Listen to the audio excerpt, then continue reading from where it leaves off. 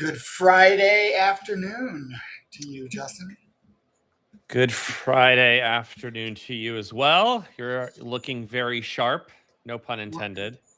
Why, thank you. I think I have a chest hair or a cat hair on me. I'm not really sure. Well, then I rescind that compliment.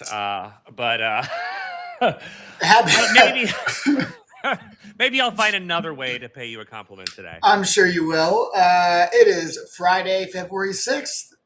We've hit the shortest month of the year. Yes, with a longer winter because the groundhog saw his shadow this week, apparently. This is true. Unfortunately, winter is going to stick around, according to the age-old Puxatawny Phil, although I feel like we've gone through a couple of groundhogs since I've been a kid. Yeah, well, there's one in Georgia, Beauregard, and Beauregard saw his shadow as well. So, yeah. I feel like there's an Ugga bulldog out there probably doing the same thing. Well, you've got a lovely sweater on, Justin. Well, thank you. Is that the compliment you have for me? Yes. I don't know. Sure. That's all I got so far. It's National Pay a Compliment Today. And so you can pay folks compliments. We figured we could put a list together of how you can pay compliments specifically designed for multifamily.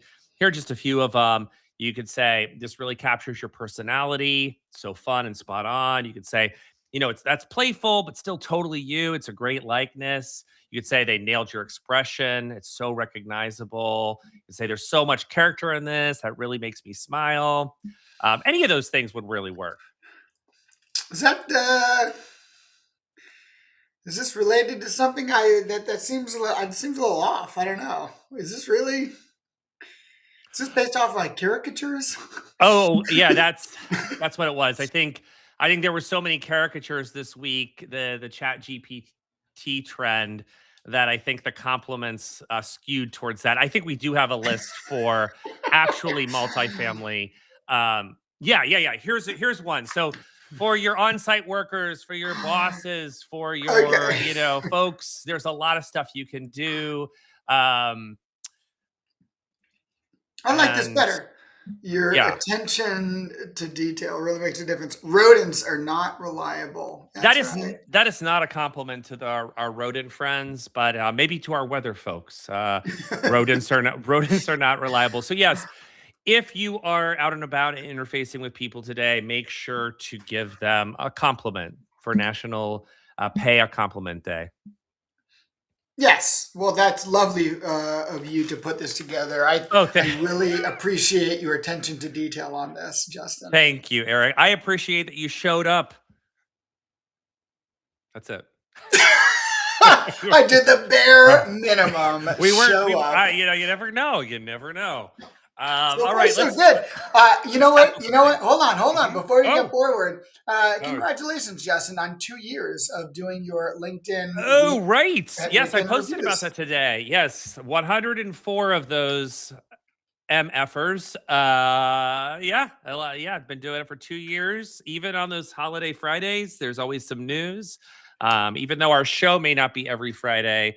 And we started this a little later because this was, you saw this and you kind of thought of a show.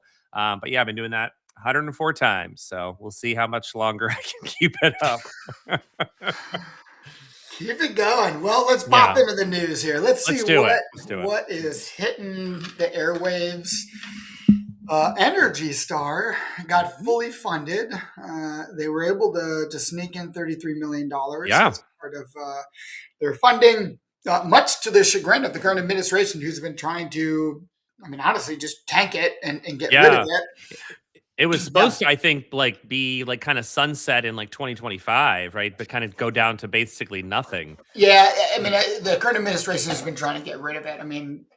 Not without mincing words there. They've been trying to reduce it as a part of the DOGE Act, no doubt.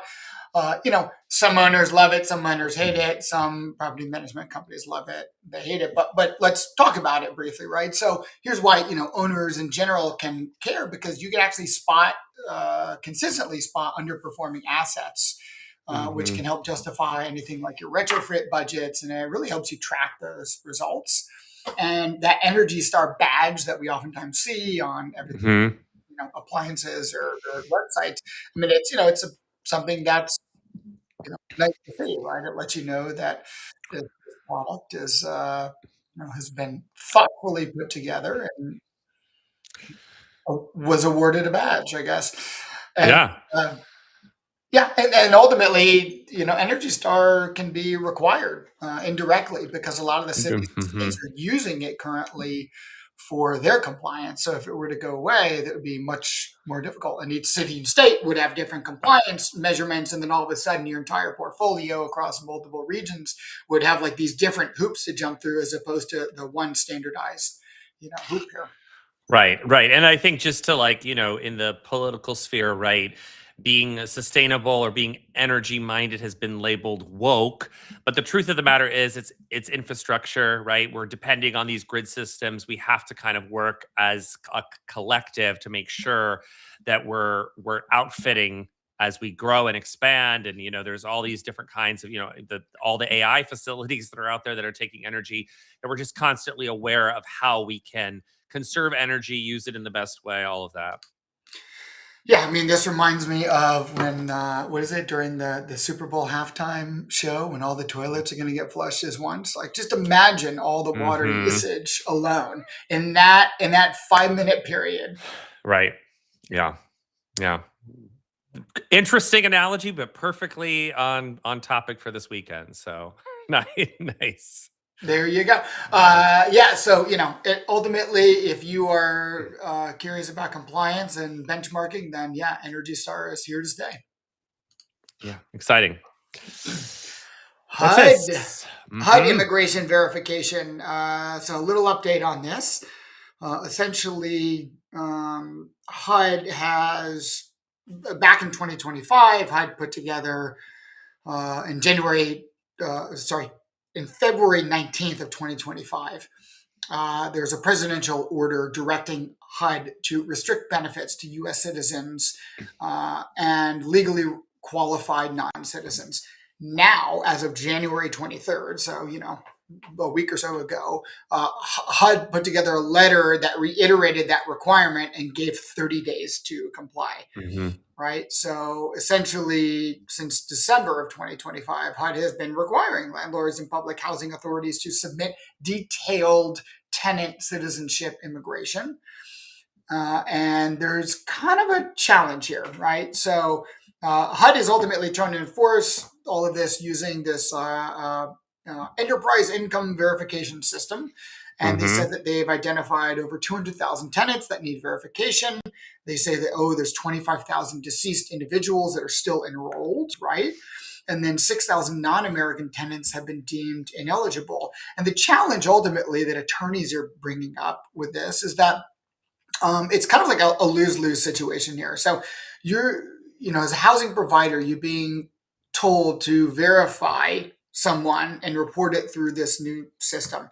But the act of requesting and reviewing or reacting to the document, like creating this documentation, you ultimately can create a fair housing violation and you Right. expose yourself to Yeah. discrimination.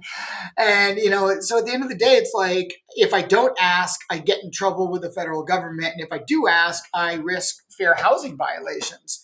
Right. So, Yeah. wrongful eviction claims, if a termination happens based on unclear standards, right? There could Hmm. be breach of lease disputes, you Right. know. Well, I think to, to and just another layer, right? I think the last 2 years, there's been such a move of fighting fraud and having to deal with income verification and qualifying so that you're protecting the assets, you're protecting future losses, but then you're having to like hurdle and navigate all of these fair housing standards. Well, now we could be adding this other one, right? Which is like it puts it in a more difficult position. So, Yeah, it's not a great time to be in that and to be liable for no. multiple things. Yeah. Yeah, I mean, at the end of the day, I think in general, most people agree that we want hard to be supporting the, American citizens or those who have been deemed eligible. We don't want people who are ineligible to be Right. receiving these tax paid benefits. But is the juice worth the squeeze with the amount of compliance and overhead involved in order to do this? And in this case, massive risk for, Hmm. an owner or an operator in this case. They're damned if they do and damned if they don't.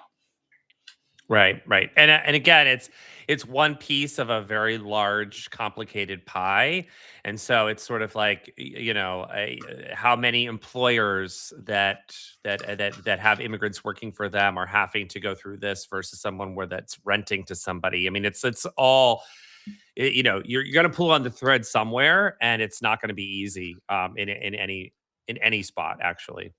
No. Well, kudos to Zumper for Hmm. jumping in to the Yeah. ChatGPT world. I'm gonna butcher this, but Anthemos Georgiadis, the CEO at Zumper, Hmm. just made this announcement that Zumper is the first rentals only app that is live on ChatGPT. Very important Hmm. distinction there. And the third real estate app to go live globally. Yeah. Um, yeah, so, another ILS is jumping online, on the GPT train, ultimately pushing the narrative that generative search Hmm. is only going to move forward. Although I have seen some data showing that searches on ChatGPT are actually decreasing.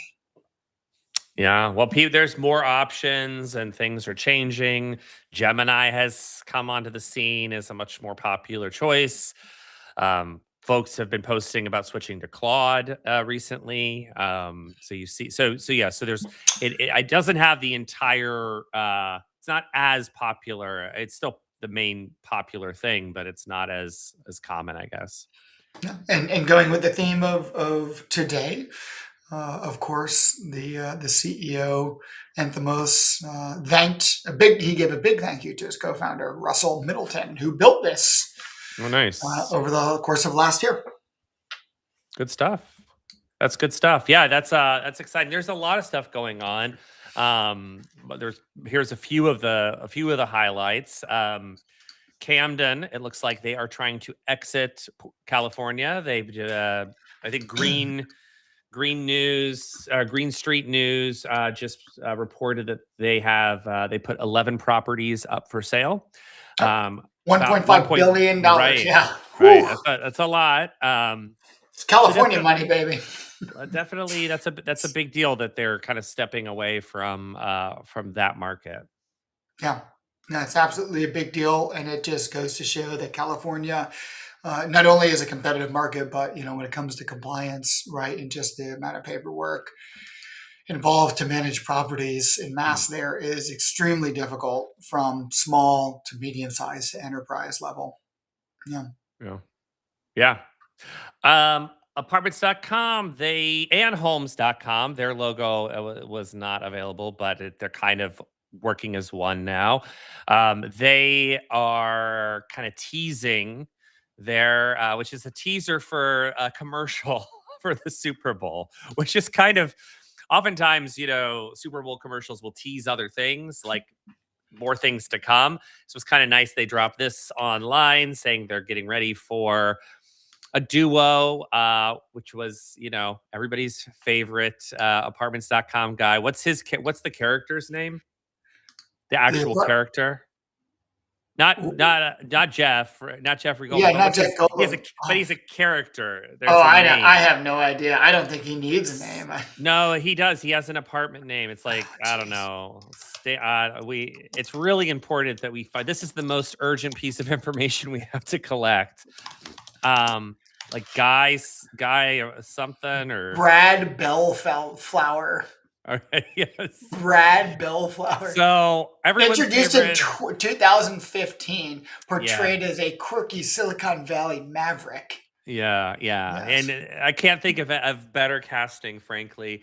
But they're also joined in the little teaser, Heidi Gardner, who has been doing spots with Dan Levy on Homes.com.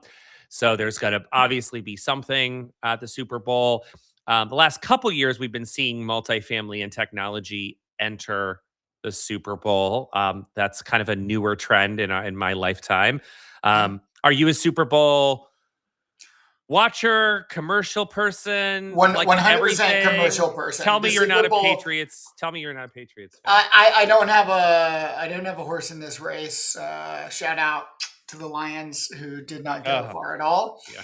But yeah, at the end of the day, I have no idea who's going to win this. I think the odds are in favor of Seattle just based on record and stats. Mhm. But I'd like to say I'm not a betting man, but I have thrown some dollars down before in Vegas on these things. That makes you a betting man. Uh, Thanks. I'll take that as a compliment. It is a compliment. I'll take that as a compliment. It's a fact and a compliment. Yeah. If I was a betting man, I wouldn't think that the Maintenance Academy could tie in golf, but I think they've done a pretty good job. Yeah, they did. They did. Because I They can't dropped- maintain my golf game worth shit. So. Yeah. Well, you have to be consistent. I don't know if you need to do 104 days of golf to actually get it right. I don't know the math on it, but I do know you have to be consistent. And they are doing a oops, we hit it at the same That was time. Eric, amazing. can we do it again? We did it again. Buy me a Coke. Buy me a Coke. Yeah, Coca-Cola. we keep hitting the same comment that Andrew it put up happens. there. Yeah. It happens. Yep. Shout out to the Lions. That's right. Andrea knows who the real winners are. Yes, she does. Andrea does. She was on our show not too long ago, and we talked about the Detroit Lions. But back to the third highlight. Maintenance Academy did drop their first episode called The Front Nine, which invokes the golf course, as you can imagine, of 18 holes. And the idea is that it's different than a podcast. It's different than a newscast. That's what we call ourselves. Eric, you and I are not a podcast. It's different than a panel. It's a conversation. That's right. And I think it's interesting using golf as the vehicle, if you will, for this. I think that golf allows anyone to just, both get outside of the workspace, have a nice conversation. Sure, you hear the occasional cuss word and the crack of a tree, or sometimes the snap of a metal golf club. That's very poetic of you today, Eric. I appreciate that. But yeah, I can appreciate this, and it looks like was it John Modlin of Legacy Apartment Staffing was on the golf course, and it just allows you to have these more intricate conversations, little scratching beneath the surface. Yeah, more, it's getting below the divot.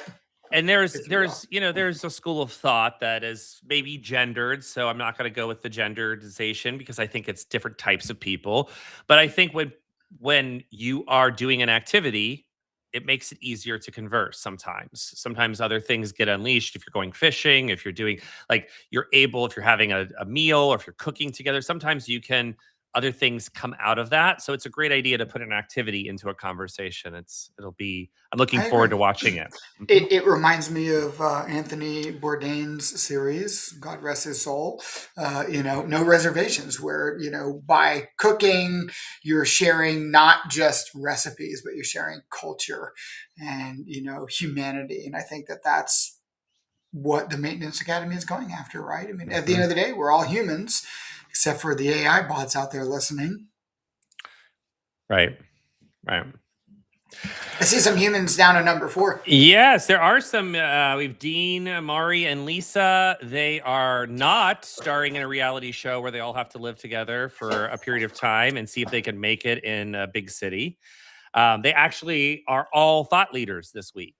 They share different things.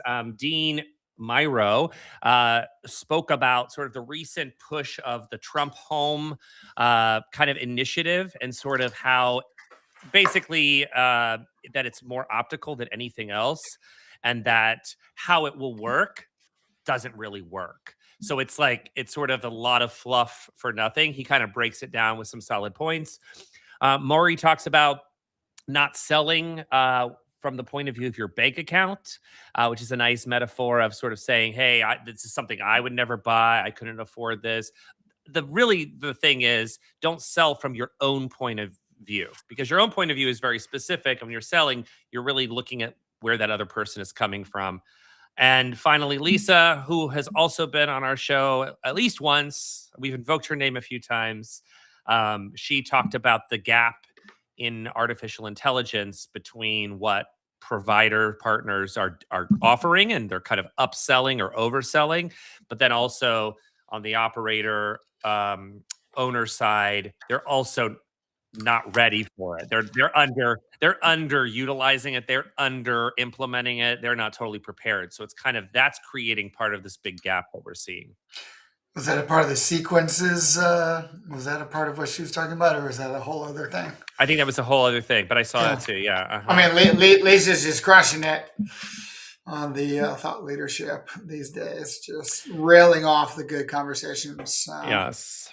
And I keep throwing this cup up here to drink my coffee, which is ZRS free publicity. My compliment for them is their event, their Z event is amazing. I love these cups. I have like at least 7 or 9 of them. I think my son broke one. But they're great cups. So that's why I keep using them. Did he break one on purpose, or No, he was younger, but okay. now at the 15 age, he might, like, if he breaks one now, it's because he's thrown it at one of our heads. But I was gonna say, not trying to shoot it with a BB gun or something. No. right. So you have some news. I had a little news, but you have some news too.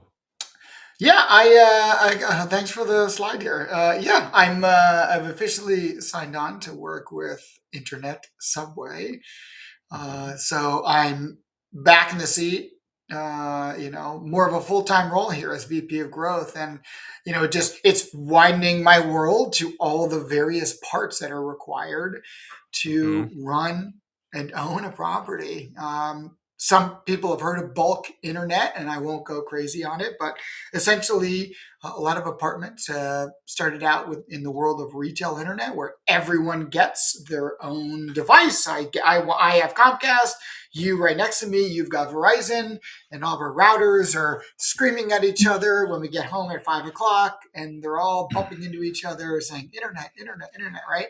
And essentially, what bulk internet is trying to do is say, look, why do we allow all these companies to come in here and do this? Why don't we just simplify it and make one company come in, Mhm. and then we can have everything talk like cohesively? And then you can also provide things like managed Wi-Fi, where you can have Wi-Fi throughout the entire community, giving residents more of that hotel-like experience. Mhm. So I just think it's really interesting That how is. the world of bulk internet is going to be changing Yeah. property management, as well as revenue and really the resident experience. However, there's also lots of talk about the legal side of this, and Mhm. should an owner be allowed to only provide one internet access? And Yeah. it's lots of talk coming up on this. So I'll probably keep us abreast of, the legal implications or where things are going there. Yeah. I know that based on conversations I've had, there's been folks, really eyeing California and Colorado, of course, that are on the Mhm. forefront of, putting residents first and making sure there's choice and flexibility, which I think we all agree is great. Yeah. Yeah. But at So the we end of the day, if you're an owner, right. you own it, right? It's your property. Right. Yeah. So say the name again, and the company, and Sure. where are they based out of, and how long Yeah, have they been around? Internet Subway has been around since 2022, Mhm. and yeah, so you'll find them all up and down the East Coast, but based out of Richmond, Virginia. Okay. I like a little Richmond, Virginia sometimes. Not at this time of year, but some summertime in Richmond, Virginia has been nice to me and my family. I agree. I think May moving forward, May Mhm. through Fall. October-ish. Yeah, yeah, Yeah. it's a nice. Well, congrats, Eric. Well, I thank know you. that they're lucky to get to And work with you. and I'm not the only one. who obviously got a new Uh, gig. So no, why don't no. we But yes, yeah. Let's just talk about that. I mean, how many did you track in your feed in the last, like, I don't know, 7 days? Oh my gosh. I mean, tons of people. Tons of people. The banners are coming down. Arguably, the banners are going up too. I mean, it does happen typically in December when we see, unfortunately, a lot of folks getting let Hmm. go. Budgets are trailing off. New budgets start in January. Plus, unfortunately, Right. a lot of people do that to not have to pay out bonuses, Hmm. right? So, it saves the company some money. Yeah, no, there's been a lot of changes over the last several weeks in terms of personnel, in terms of new positions, or people getting promoted, or people, switching gears, pivoting, leaving a company early that they weren't planning on, or in some cases, think people being laid off. There hasn't been any major ones other than like Amazon. The recent, Amazon layoffs were huge. But we actually have a little bit of live footage, but kind of reworked as a caricature of you and I kind of looking at some of these changes. You want to see it? Now let's do it. Let's do it.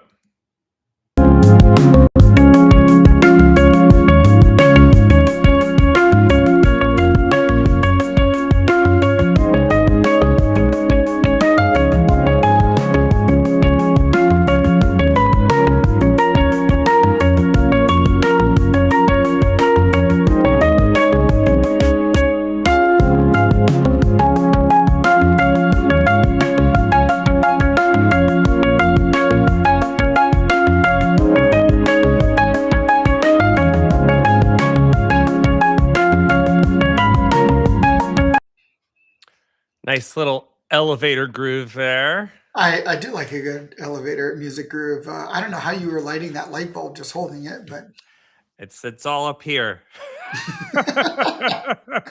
Well, but seriously, congratulations to all of those folks. There was close to 100 on that list, but there's been hundreds more. We're not able to list them all, definitely not able to tag them all. But if you do see a friend or colleague, pay them a compliment. An easy one is, hey, congrats on your new gig. lovely. Well, Justin, thanks so much for putting this episode together today, and I look forward to seeing you next week. Sounds good. See you then.